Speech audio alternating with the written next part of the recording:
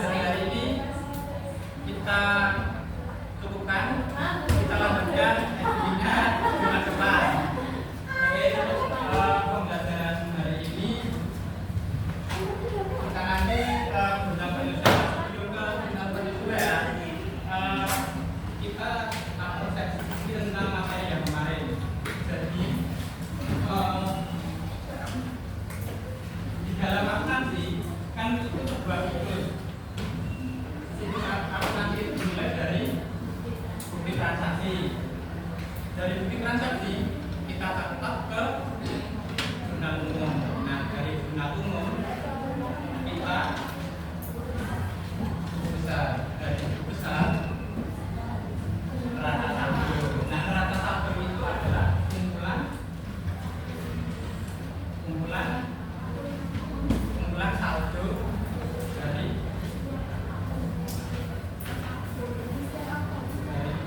setiap akun besar. Kita tambahkan di besar. Nah, dari buku besar itu biasanya ada namanya setelah buku besar kita perlu penyesuaian karena setiap saldo buku besar itu pastinya ada yang tidak mencerminkan saldo yang sebenarnya. Oleh karena itu kita perlu namanya bulan penyesuaian itu untuk menormalkan atau menyesuaikan saldo yang belum mencerminkan saldo yang sebenarnya. Untuk hari ini itu ada 6 penyesuaian.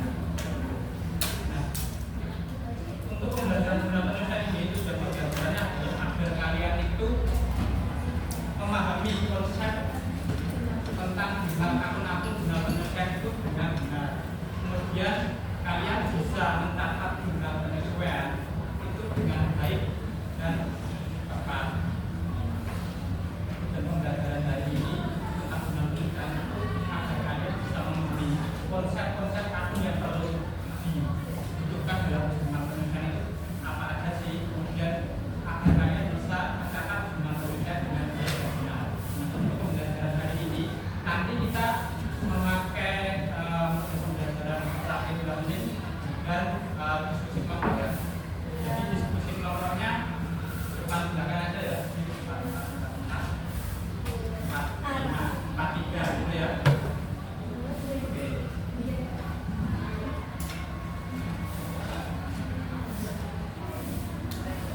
Nah, kemudian itu kan guna untuk menyesuaikan akun-akun yang dibutuhkan di akun besar yang belum mencerminkan satu sebenarnya. Kapan sih guna penyesuaian itu dilakukan? Dia makin periode. Jadi perbedaan antara guna umum dan guna penyesuaian itu adalah periode pencatatannya. Kalau guna umum itu setiap periode dari tanggal 1 sampai akhir periode. Namun guna penyesuaian itu ada di akhir periode untuk menyesuaikan akun-akun saldo yang besar yang perlu disesuaikan. Kemudian akun apa saja sih yang perlu disesuaikan di guna penyesuaian itu ada 6. Pertama adalah perlengkapan yang telah terpakai, penyusutan aset tetap, kemudian pendapatan penerimaan buka, bagi bayar buka, pendapatan yang masih terima dan beban yang masih ada di bulan. Nah, perlengkapan yang masih terpakai itu bagaimana? Adalah perlengkapan. Jadi setiap neraca saldo di akhir bulan itu kan mencerminkan saldo misalnya 3 juta, tapi di akhir periode itu perlengkapan yang tersisa itu adalah 1 juta misalnya. Jadi perlengkapan yang harus disesuaikan di periode tersebut adalah 2 juta. Sampai sini ada gambaran. Jadi perlengkapan yang telah terpakai itu adalah perlengkapan yang sudah kita pakai selama periode tersebut. Tapi di neraca saldo itu saldonya beda. Makanya kita perlu penyesuaian. Jadi perlengkapan yang telah terpakai itu misalnya di neraca saldo 3 juta, namun di akhir periode itu 1 juta, maka kita perlu menyesuaikan dengan perlengkapan sejumlah 2 juta, kemudian perlengkapannya berkurang karena kan di neraca saldo itu tadi 2 juta, tapi pada akhirnya 1 juta. Nah, perlengkapannya itu kan bukan 2 juta, di perlengkapannya itu juga harus berkurang. Nah, kalau berkurang itu kan kredit, jadi banyak perlengkapan itu tadi, kemudian perlengkapannya juga kredit sebesar 2 juta. Kemudian penyusutan aset tetap. Nah, aset tetap itu adalah aset yang memiliki masa manfaat itu panjang, lebih dari 4 tahun. Aset tetap itu tidak bisa berkurang, tapi bisa disusunkan. Beda dengan perlengkapan. Kalau perlengkapan itu bisa berkurang, seperti alat tulis kantor, itu kan penggunaannya selalu berkurang. Misalnya mintanya habis, kalau pensi ya mengecil. Tapi kalau peralatan itu tidak bisa berkurang bentuknya, tapi manfaatnya itu bisa berkurang. Makanya kita perlu penyusutan aset tetap. Nah, penyusutan aset tetap itu dinamakan kalau di akuntansi itu ada namanya beban penyusutan sama akumulasi depresiasi penggunaan aset tetap. Nah, beban penyusutan aset tetap itu atas manfaat yang telah kita terima, dan akumulasi penyusutan depresiasi itu adalah lawan dari aset tetap tersebut karena masa manfaatnya adalah berkurang. Jadi misalnya di HP itu biasanya berfungsi selama 4 tahun dengan nominal 2 juta.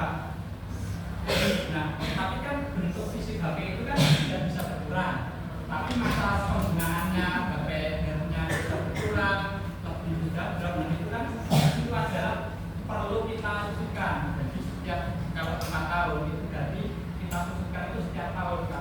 Dan penyusunan aset tetap itu biasanya nanti ada metode, ada 2 metode dari dulu, pertama saldo dan turun.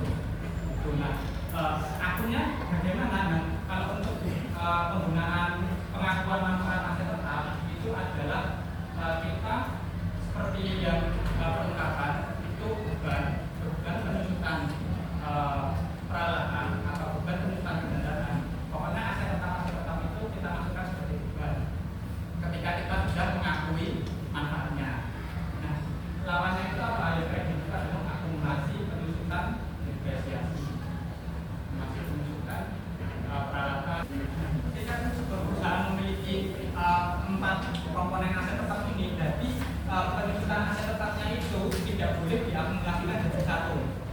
tapi masing-masing.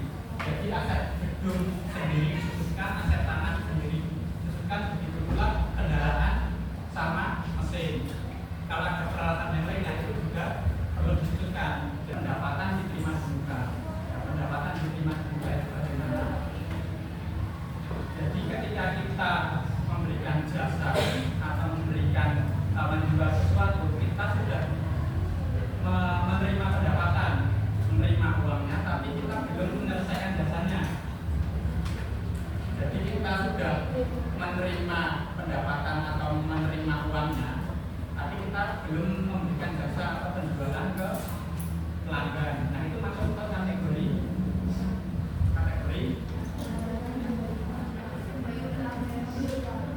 kita sudah menerima, tapi kita belum memberikan. Nah, kewajiban, karena kita masih memiliki kewajiban untuk memberikan jasa pada pelanggan. Nah, itu pendapatan ini terus beban dibayar di muka. Ada yang tahu beban dibayar di muka? Beban dibayar di muka itu ketika kita membayar beban itu biasanya untuk selama satu periode tertentu. Misalnya 1 tahun, tapi kita sudah membayar beban itu ada di muka.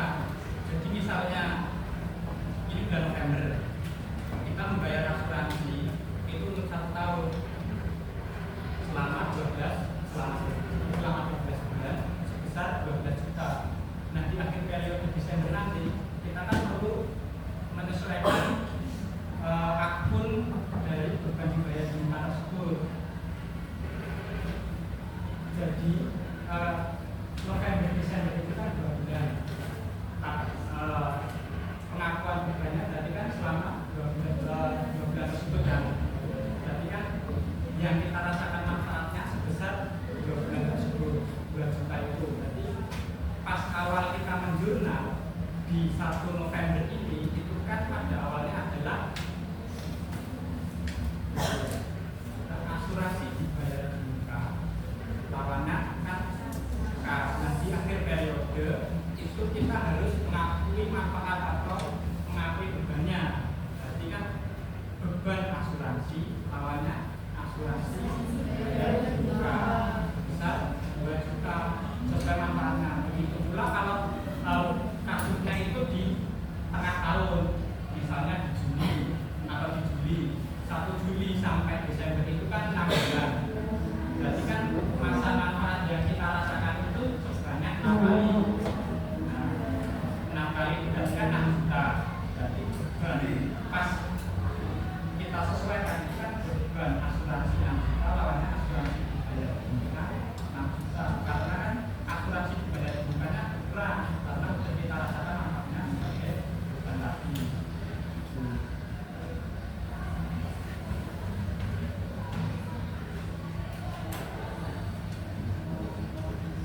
Pendapatan yang masih harus diterima. Pendapatan yang masih harus diterima itu ketika kita menjual jasa atau sudah memberikan jasa, tapi pelanggan belum membayar dulu.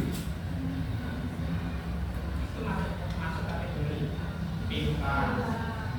Jadi kan pelanggan harus membayar tambahan atau membayar sisa yang belum mereka bayarkan. Jadi pendapatan yang masih harus diterima di muka itu maksudnya akun receivable, lawannya pendapatan dasar. Nah, jadi pendapatan diterima di muka itu ketika pendapatan yang masih harus diterima. Nah, pendapatan yang masih harus diterima itu ketika saya sudah menyelesaikan jasa ke Mbak Delila, tapi Mbak Delila belum sepenuhnya membayar atas yang sudah saya berikan ke Mbak Delila, misalnya 12 juta, tapi Mbak Delila baru membayar 10. Berarti kan ada pendapatan yang harus saya sesuaikan, harus saya terima juga sebesar 2 juta. Akun itu maksudnya akun receivable lawannya bisnis income. Oke, bisa lanjut?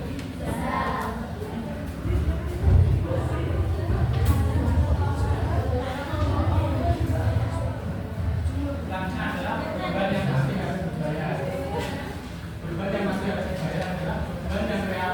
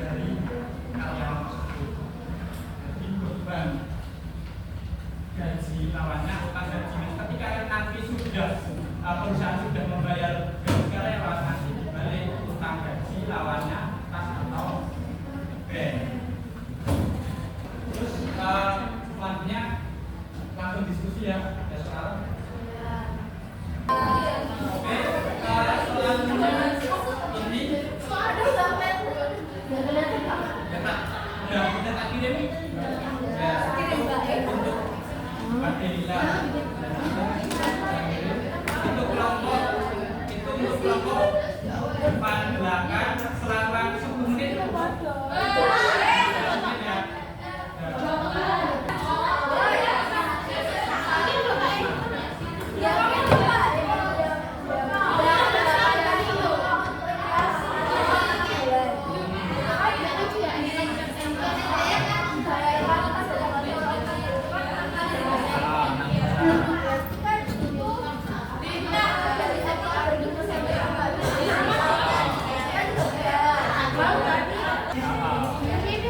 Kan kadang ada yang tahunan, ada yang tak tahu.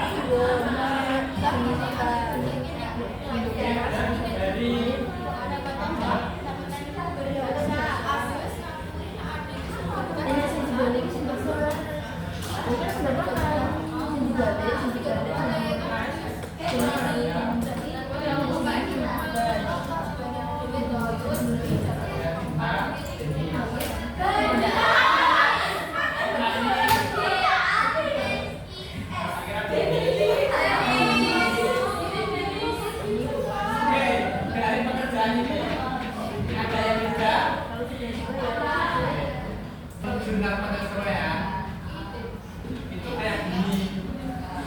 Kira-kira ada yang merasa sulit?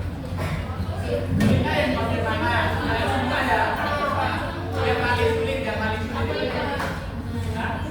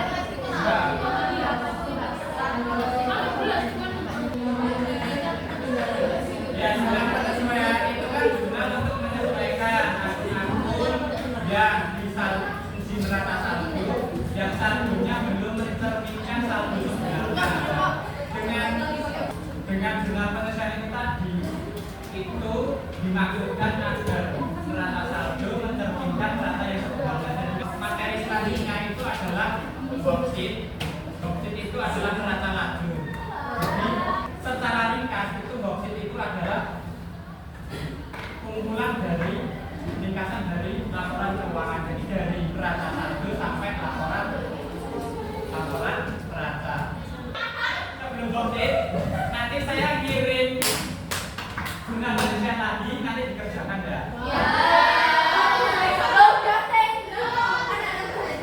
Kalau buat gambaran